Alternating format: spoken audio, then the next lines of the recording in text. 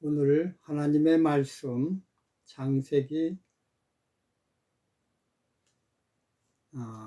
21장 6절입니다. 사라가 가로되 하나님이 나로 웃게 하시니 듣는 자가 다 나와 함께 웃으리로다. 제목은 진짜 설교 종류입니다.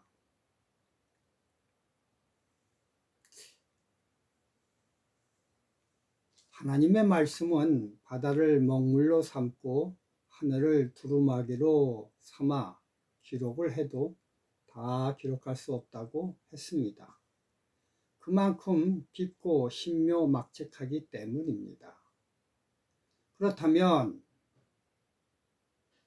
왜 하나님의 말씀이 그토록 깊고 신묘막측할까요? 오늘의 말씀으로 그 이유를 든다면 내가 오늘의 말씀 중 어디에다 포인트를 두냐에 따라 하나님의 말씀의 주제가 완전 다른 주제의 설교가 됩니다. 예를 든다면 사라에게 제가 포인트를 두면 사라의 임신 흥분과 또 과거 하나님의 말씀을 무시해 장막 뒤에서 웃은 일들에 대해 설교를 할 수가 있고, 또 사라의에서 의에 포인트를 두면 의는 소유를 나타내는 말이므로 그녀가 가진 그녀의 성격과 그녀의 미적 아름다움, 그리고 그녀가 가진 품성이 어떻게 하나님의 일을 성취케 하는데 사용되었는가에 대해서 설교를 할 수가 있습니다. 하여간 이처럼 하나님의 말씀은 깊고도 넓습니다. 그런데 요즘 여러 설교를 들으면 참으로 한심하고 답답할 때가 많습니다.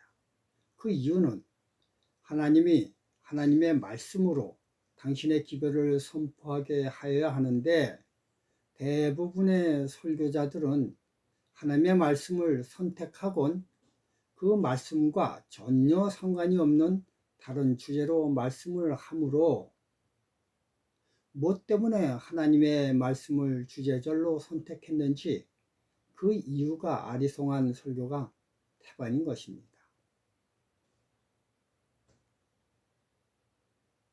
내가 말씀을 주제절로 선택을 했다면 그 선택한 주제절을 통해 하나님의 기별이 선포되어야 합니다.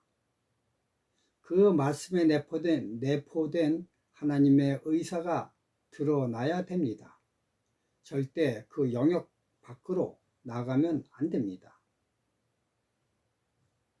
그러나 대부분의 설교자들은 주제 성경 말씀을 선택해 놓곤 자기 생각을 선포하는데 그 시간을 다 허비해 버립니다. 그렇게 되면 그 설교가 아무리 화려하고 심도 있는 철학적 깊이를 지녔다고 해도 그것은 하나님의 말씀이 아닙니다. 히브리서 4장 12절 하나님의 말씀은 살았고 운동력이 있어 좌우에 날선 어떤 검보다도 예리하여 혼과 영과 및 관절과 골수를 찔러 쪼개기까지 하며 또 마음의 생각과 뜻을 감찰하나니. 이런 화려한 설교는 감동은 받을 수 있으나 히브리서 4장 12절의 말씀처럼 혼과 영과 관절과 골수를 찔러 쪼개기까지는 하지 못합니다. 이런 화려한 설교는 하나님을 영광스럽게 하지 않고 설교자 자신을 영광스럽게 만듭니다. 이러한 설교는 설교 순간 흥분되지만 시간이 잠시 흐르면 모든 것들이 다 잊어버리게 됩니다. 반면에 하나님의 말씀을 도드라지게 한 설교는 시간이 가면 갈수록 말씀이 살아나 계속해서 그 말씀에 집중하고 생각하게 만듭니다. 그러다 보면 저절로 영과 혼이 쪼개지기까지 합니다. 제가 한 번은 맹인교회에서 설교를 한 적이 있습니다. 그리고 그들에게 1년 전 내가 설교를 한 성경 말씀을 기억하냐고 질문했습니다. 그러자 서너 명이 1년 전 제가 설교한 것을 기억하고 응대를 하였습니다. 사실 요즘 설교는 설교를 듣고 교회 문 밖에 나가는 즉시 다 잊어버립니다. 뭘 1시간 들었는지 다 망각해 버립니다. 그러나 하나님의 말씀의 의미를 전달한 설교는 당장의 흥분은 없지만 잔잔한 파동을 일으키며 긴 시간 내게 영적으로 영향을 미치고 있습니다. 얼마 전 유정교에서 설교를 한 후 한 달 정도 지나 한 성도와 함께 산에서 죽은 소나무를 잘라놔 그것을 정리해 땔감으로 가지고 오는 일을 함께 하게 되었습니다. 그 일을 하다가 쉬는 시간에 대화를 서로 나눴는데 그 성도가 내 설교에 대해서 자기 의견을 개진하였습니다.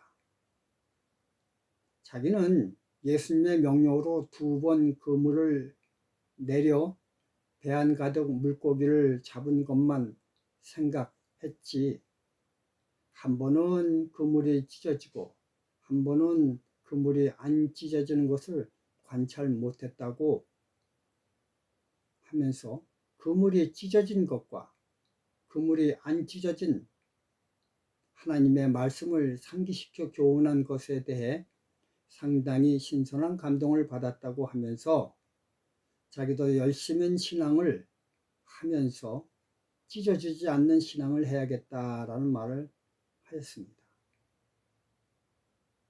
저는 그 이야기를 들으며 그 설교를 한 지가 꽤 시간이 지났는데 아직까지 그 말씀의 파동이 이 성도님의 가슴에 메아리치고 있다는 것에 깜짝 놀랐습니다.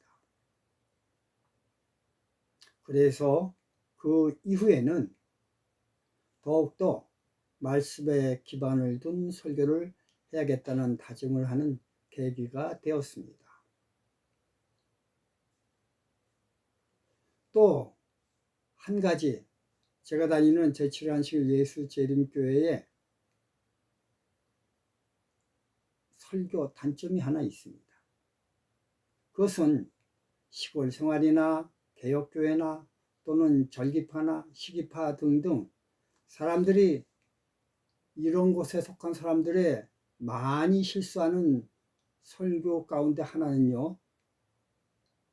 그것은 그들이 예언의 신을 깊이 파는 설교를 한다는 것입니다. 이것까지는 좋습니다.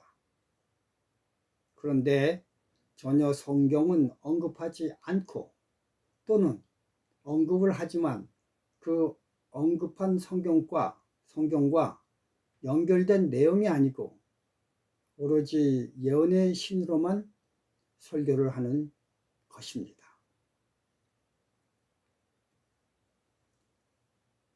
끝에도 하나님의 말씀은 성경 말씀의 내용이 결론이 되어야 하는데 하나님의 말씀인 성경 말씀은 어디에다 갖다 버렸는지 알지 못하고 오로지 예언의 신의 내용만으로 결론을 짓는 설교들을 하고 있습니다. 이러한 설교들도 들으면 감동을 줍니다.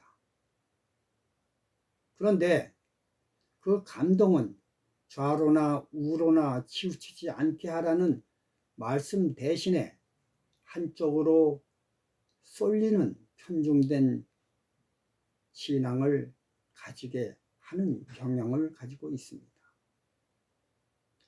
한쪽으로 쏠리는 편중된 신앙이 얼마나 무서운지 모릅니다. 외통수 신앙을 하게 되면 남의 말은 들어오지 않고 자기 주장만 하는 신앙인이 되어버리고 맙니다. 위에 언급한 잘못된 길로 나간 파들의 사람들을 하나하나 만나보면 이런 경향의 기품을 한결같이 느끼게 됩니다. 엘렌 G 화이트는 너무나도 분명하게 자기의 부르심의 소명을 밝히고 있습니다. 자기는 선지자가 아니다. 하나님이 나를 부르신 목적은 작은 빛인 나를 활용해 큰 빛인 성경으로 인도하는 역할을 맡기셨다고 하셨습니다. 이것은 계시록 12장 17절과 계시록 19장 10절을 연구해 보면 즉시 증명이 가능합니다. 그러므로 그분의 말씀을 연구하면 할수록 성경이 도드라지고 감춰졌던 하나님의 말씀이 확연히 드러나는 경험을 해야만 합니다. 그분의 말씀을 연구한 후 그것에 멈추어 서면 안 됩니다.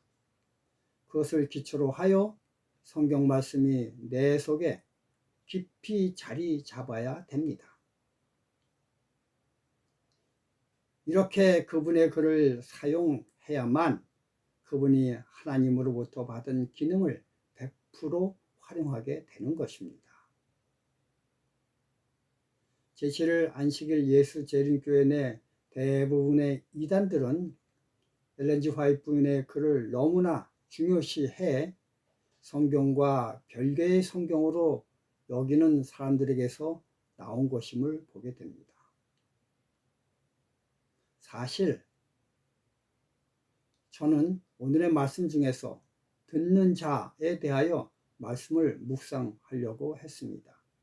그런데 어떻게 쓰다 보니 설교학이라는 내용의 길로 갈라지게 되었습니다. 그 내용은 제가 다음에 다루겠습니다. 그러나 오늘의 내용도 참으로 중요합니다. 왜냐하면 아모스서 11장, 아모스 8장 11절 주 여호와께서 가라사대 보라 날이 이를지라 내가 기근을 땅에 보내리니 양식이 없어 주림이 아니며 물이 없어 가람이 아니요 여호와의 말씀을 듣지 못한 기갈이라. 현대는 인터넷이 발달하여 말씀의 홍수 속에 살고 있습니다.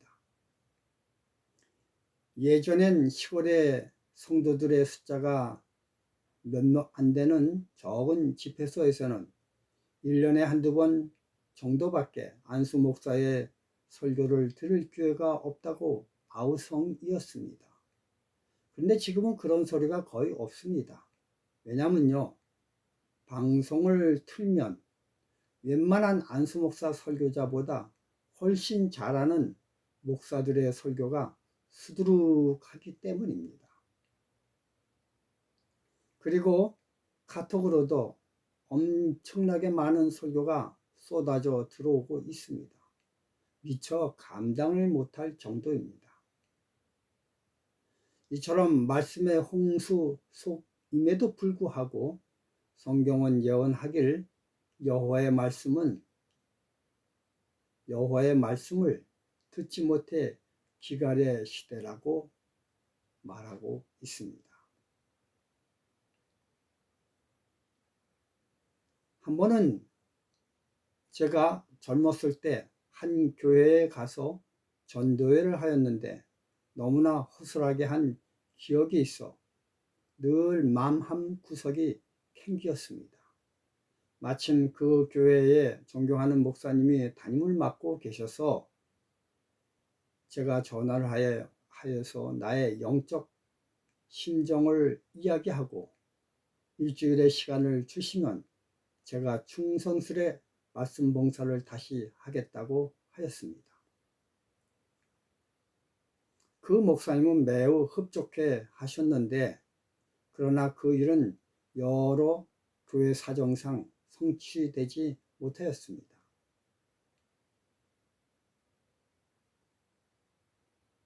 이처럼 하나님의 말씀을 소홀히 하여 설교를 하면 영원히 가슴에 못이 박혀 마음이 심란합니다.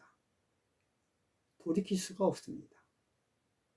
그러므로 설교자들은 온 몸과 마음과 심령을 다하여 말씀을 전해야 합니다. 목사들은 이것으로 심판을 받습니다. 양떼들을 헛 배부르게 만들어 영적 영양실조에 걸리게 함으로 사단의 괴계에 대항하지 못하게 만든 죄입니다. 우선 저는 남 탓하기보단 내 자신을 돌아보겠습니다. 그리고 열심의 특심을 내어 주께 더 충성하려고 합니다.